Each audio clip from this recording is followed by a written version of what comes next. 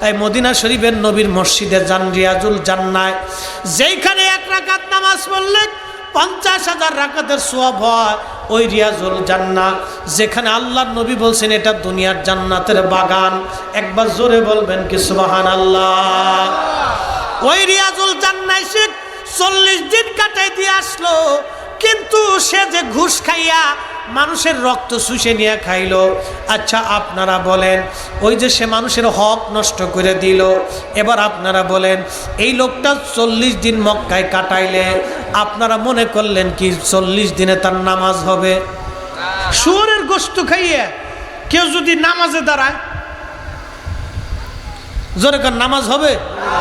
কুত্তার গোশত খাইয়ে কেউ যদি আইসে একবারে সুন্দর করে গোসল টোসল করিয়া মেশক টেশক করিয়া একবারে পাগড়ি টাগড়ি বাইন দিয়ে জুব্বা জাব্বি গাই দিয়ে সৌদি আরবের দামি আতর লাগাইয়া তুরস্কে যায় নামাজ বিছাইয়া একবারে সুন্দর মতো নামাজে দাঁড়াইছে, প্রত্যেক রাকাতে ধরেন এই 2-3টে সূরা, সূরা বাকারা, সূরা আল ইমরান, সূরা নিসা, সূরা মায়দা দিয়ে একবারে নামাজে যে দাঁড়াইছে 2 রাকাতে 1 ঘন্টা করে পার করে দিছে।